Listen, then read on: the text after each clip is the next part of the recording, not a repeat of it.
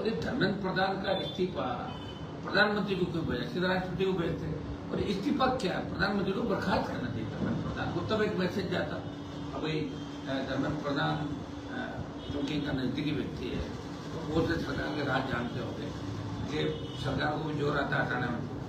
लेकिन एक चीज तय है कि देश का नौजवान अब मोदी सरकार पे भरोसा बिल्कुल नहीं। ये पेपर लीक के खिलाफ कोई विधेयक लेके आ रहा है तो विधेयक से कर क्या लोग, अभी विधेयक है ना, हत्या करने में फांसी की सजा, बलात्कार में फांसी की सजा, बहुत ही कितने लोगों को ये बताओ, 1000 में से एक। नीचे का कोर्ट, ट्रायल कोर्ट फांसी करेगा, हाई कोर्ट स्टे कर देगा, तो सुप्रीम कोर्ट बरी कर देगा। तो फिर इन कानूनों का और विधेयकों का फायदा क्या है, जब तक आपकी अनुपालना सही ढंग से नहीं हो, कानून की पैरवी सही ढंग से नहीं हो, और जो आपकी सरकार जिस तरह किसी केस का पीछा करती है, सरकार का जो तंत्र है नीचे, गवर्नमेंट एडवोकेट, एडी, ये लोग कई बार सामने वाली पार्टी से सेटिंग करके केसों को कमजोर करके बरी करा देते। तो कहाँ जाएगा आम आदमी, बताओ मुझे।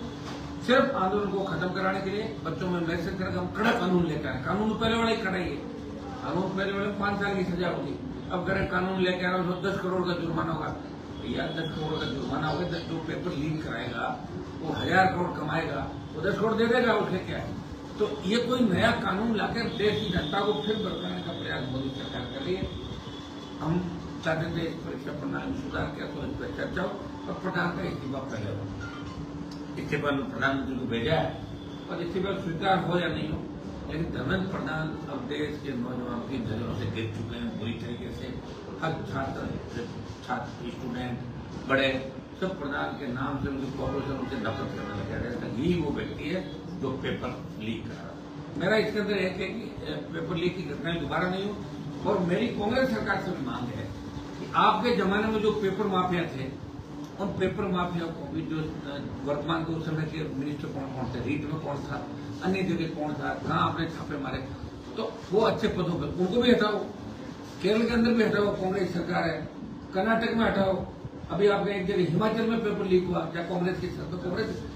कांग्रेस तो बहुत बाद में आई आंदोलन के अंदर, तो पहले ही चले गए थे। कांग्रेस को जब लगा तो क्या फर्क पड़ जाता कांग्रेस में, बताइए। अब अपना कॉन्टेक्ट कर रहे हैं सब। तो ये जो कमजोर विपक्ष है, इसलिए मोदी जी इस तरह की हरकतें कर रहे हैं। इस बार जब विपक्ष मजबूत हुआ, हम एकजुट हुए, तो महिला आरक्षण का बिल पहले लेके आए, हमसे पास कराया 23 के अंदर, और नया फंडा उसके अंदर लेके आए, सिर्फ तमिलनाडु और बंगाल चुनाव के लिए। विपक्ष जब एक रहा तो महिला आरक्षण के खिलाफ नहीं थे। हमने कहा ओबीसी की, देश की जनगणना करा के ओबीसी की जनगणना कराओ, और उसमें SC/ST के साथ ओबीसी का आरक्षण दो, और फिर महिला आरक्षण दो। ये हमारी डिमांड थी। वो डिमांड नहीं मानी अभी तक, तो वो बिल गिर गया था। उसमें विपक्ष एकजुट था। और मैं आपको बता दूं, देश के अंदर पेपर लीक के साथ जो राम मंदिर का चंदा चोरी, ये 2 प्रमुख मुद्दे थे। और ऑल पार्टी मीटिंग के अंदर में हमने 2 ऑल पार्टी मीटिंग हुई, एक बार सरकार ने ली, एक बार लोकसभा अध्यक्ष ने ली। दोनों में हमने पेपर लीक पर चर्चा करना और राम मंदिर की जो चंदा चोरी है उस पर, बेरोजगारी और 4-5 जो इश्यू है देश के प्रमुख, उन पर चर्चा कराने की बात हमने करी थी। लेकिन दूसरे दिन दुर्भाग्य से बच्चों को लाठी से पीटा, हमारी बालिकाएं घायल हो गई, कपड़े फाड़ दिए निर्दोष बच्चों को, पैरामिलिट्री और दिल्ली पुलिस ने। ये बहुत दुर्भाग्यपूर्ण है, इसी पूरा देश निंदा करता है।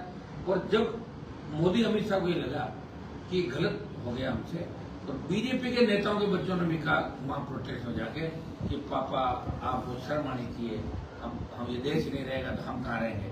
और हमारे जिनके बच्चे छोटे वो सब कह रहे थे कि दीदी लोगों को मार रहे हैं, बच्चों को मार रहे हैं। तो एक जलियांवाला बाग की जो घटना थी, उसकी पुनरावृत्ति मोदी सरकार ने जंतर मंतर और दिल्ली के अंदर करी। इसका विरोध हम लोगों ने जबरदस्त तरीके से किया। और पेलिंगन का भी शायद हुआ था, बच्चों के चोटें लगी। अक्सर छात्रों को नहीं करते, वाटर कैनन और दूसरे छोटा मोटा डंडे वंडे पटक देती पुलिस। बेरंगी से मारा लोगों को। एक व्यक्ति का वीडियो वायरल हो, वो कह रहा है मुझे मारो, उसको मारते जा रहे हैं। कोई अगर ये कहते मुझे मार लो तो बार मारे थोड़ी जाता है, तो भी संस्कृति है। लेकिन घेर घेर के जिस तरह पीटा। और दूसरा, बीजेपी के प्रदेश अध्यक्ष मदन राठौड़ ने तो बयान छोड़ा था, मैं मदन राठौड़ अभी भी मेच्योर नहीं है, उम्र उनकी हो सकता बड़ी हो। और जिस तरह का घटिया बयान उन्होंने दिया कि वो तो सब वो थे, फितरती थे, पत्थरबाज थे, फर्जी थे, कश्मीर से लाए थे, गुंडे थे, मवाली थे, ये तो आतंक नया देश की सुरक्षा के लिए करता है। तो मदन राठौर को पता ही नहीं। हाँ ठीक है, आपने एमएलए के चुनाव के अंदर बार्गेनिंग करके धोखाधड़ी करके फॉर्म उठा लिया, वहां पहले भर दिया, फिर उठाया, राष्ट्रभाव चले गए, कार्यकाल पूरा हो जाएगा, कोई नहीं पूछा। घने लोग सड़कों पर राष्ट्रभाव गए,